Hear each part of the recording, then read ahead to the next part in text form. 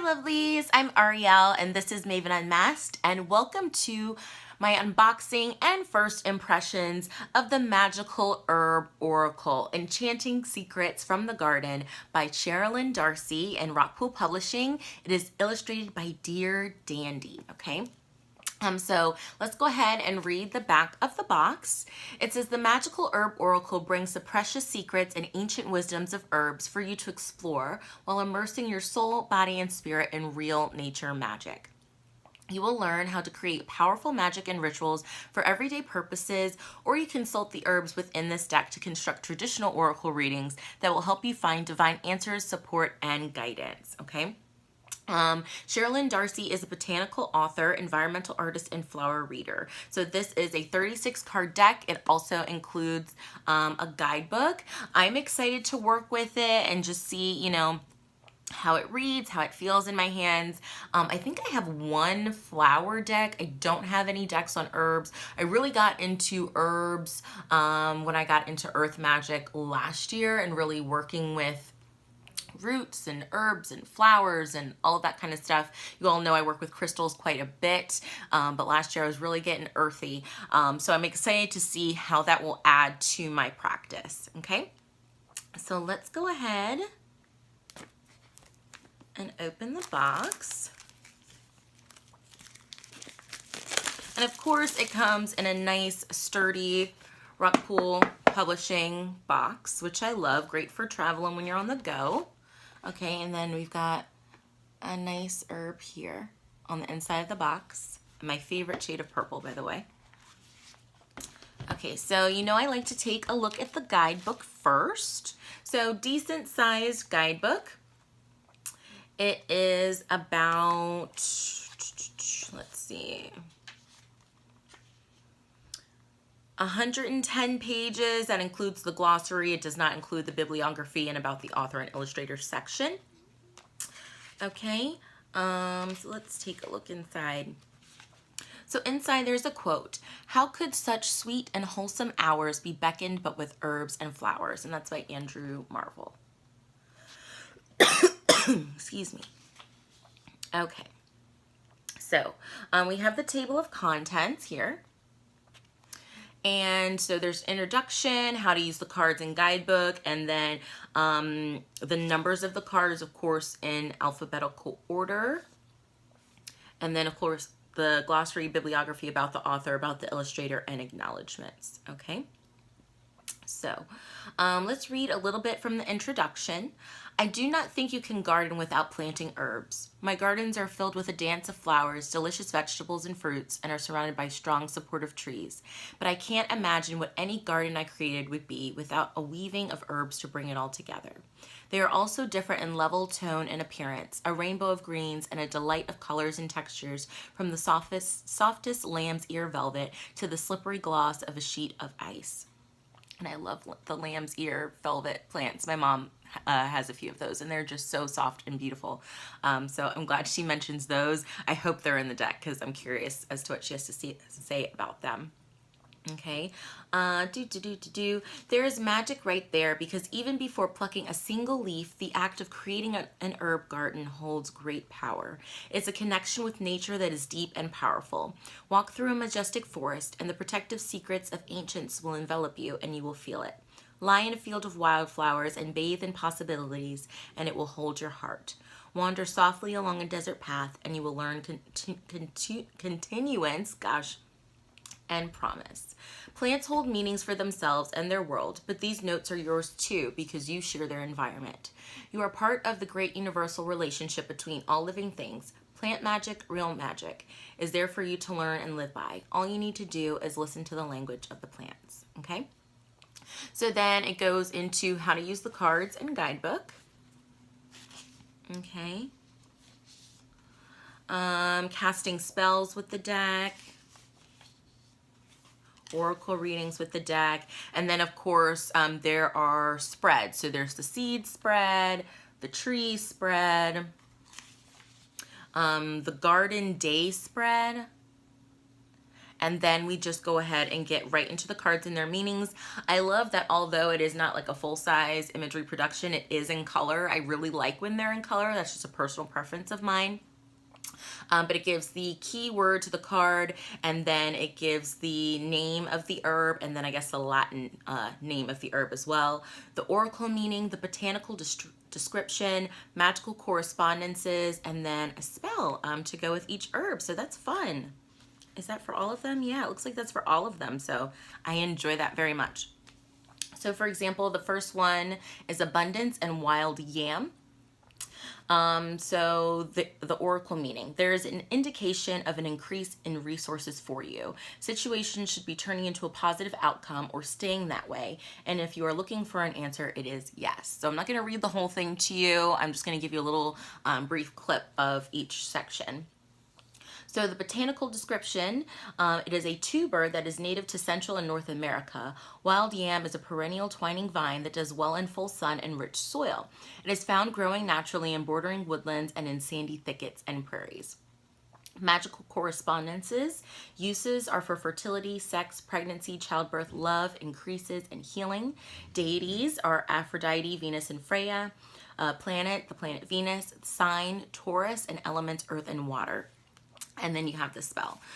So here's what it looks like. Short and sweet. But I think the spell and the brief correspondences that it gives, as well as the botanical description, will help you to build your own relationship with the plant itself. Okay. So very cool, very cool. And then there's also some bigger pictures of the herb itself throughout. It goes like that throughout the entirety of the deck. And then there's the glossary back here. Okay. So what an annual is, astral travel, ayahuasca, catkin, the deciduous plant, deity. So there's a whole bunch of words in the glossary here. So let's go ahead and take a look at the cards, which I know is what you all have been waiting for. So I think the backs are just really, really gorgeous. It makes you feel like you're in a meadow of wildflowers. So I love that. Excuse me. So here is the abundance card that we just read about. Acceptance, which is valerian, and you can use valerian root to like help you sleep at night. I know that's a pretty common use for it. Okay, I don't want to show you everything. Attraction, parsley. Parsley is great for money magic. Awakening, golden seal. Balance, passion flower. Calm, chamomile, so chamomile tea to help soothe, right? Change, elder. And then you have the elderberries here. If you've ever taken like elderberry syrup, I should probably take some because I'm coughing at the moment, and for me it works, so maybe that's a sign like, hey, take some elderberry syrup. Cleanse, colt's foot. Communication, St. John's wort. Compassion, marshmallow. This is interesting. Creativity, ginger. And maybe because that would be associated with the solar plexus in some kind of way.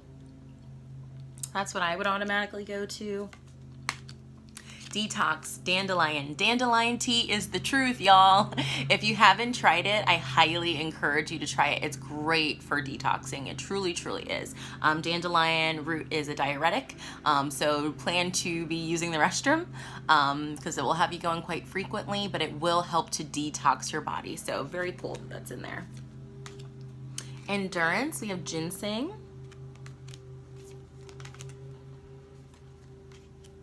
Flow, we have ginkgo. Freedom, mugwort. And mugwort I used to use a lot. It used to be one of my favorite herbs, especially when I was just starting out in my spiritual practice, because it is an herb of dreaming and increasing your psychic awareness and psychic ability. I tried to use it to help me open my third eye, but you have to be careful with mugwort. You shouldn't be taking it like a lot or for more than like 2 weeks or something like that. Do some research into it, but because it can become toxic if you take too much of it. So, but I really used to enjoy mugwort. Haven't used it in a while, but do some research into it. It's pretty great. You can also use mugwort, kind of, you know, soak some and use that water to, if you have a scrying mirror, to cleanse that, to help you with your clairvoyance and seeing into the mirror when you're scrying. Okay, guidance, sage. Healing, cannabis, okay? And cardstock, I'm like, oh, I forgot to talk about cardstock. They're pretty flexible. We'll see how they shuffle. They don't feel like cheap or anything. They could be a little bit sturdier, but it's acceptable. Okay, meditation, skull cap. It's great for use in your manifesting as well. Open, yaru. Protection, echinacea, and protecting that immune system, right? That's something often found in cold medicines. Radiate, turmeric. I personally have been taking turmeric to help with back pain and inflammation. For me, I definitely think it's helping. So you may want to give turmeric a try and see how it works for you. Lemon balm, reflection. Soothe, slippery elm. And guarana, stimulate. So very cool. Very cool. For me, like I said, I don't know too much about herbs. I know about a few based on the purposes of what I was using them for. So for me, it's really using this deck is going to be about the keywords and then doing some research on these herbs as well. So let's go ahead and get a nice shuffle on these. I call in anyone who's watching this video, whenever they're watching this video, I call in your angels, your guides, your ancestors, your loved ones in spirit to be here with us to give us a message for our best and highest good. What is something we need to know or work on or do right now? They shuffle pretty well, so I'm happy with that. But I'm just gonna wait until something falls out. As you know, I like to do. Thank you. Beautiful. Okay. So we have Burdock Purification. Okay. So with purification, like for me, I think of, you know, sanctity. I feel that's the word I'm really getting. And with purification comes blessing. So think about this. If you're purifying something, you're clearing that energy, you're taking it back to its original state, you're making it pure again. But at the same time, when you're cleansing something, you know, the negative energy dissipates or goes away or goes back to the earth, however you want to view it. But then you need to be able to fill that empty space up with something positive, with positive energy. So be sure as you go about purifying your space, purifying your body, cleansing your energy, that, you know, if you're releasing things in your life, you want to purify your life, or maybe just your friends list on Facebook or something like that, making sure that you're filling those empty spaces with positive affirmations, positive thinking, positive thoughts, good energy, something to raise the vibration. If let's say you're using, for example, sage to cleanse your home, you know, sage, it will cleanse, it will purify, but what are you doing with that empty space? You may want to burn some sweetgrass to bring in the goodness, to bring in the good, sweet spirits. You know, if you're doing a cleansing and purifying bath, you're taking a salt bath, you know, what other herbs can you add to your bath to bring you abundance or bring you blessings or bring you protection? So as you're purifying, think about what you want to fill those empty spaces with. So that's what I'm really, really feeling with this. So again, this is the Magical Herb Oracle by Sherilyn Darcy and Rockpool Publishing. I'm sure you can pick it up on their website or check out a metaphysical store near you. I hope you enjoyed this unboxing and first impressions, and I'll see you soon, lovelies. Bye.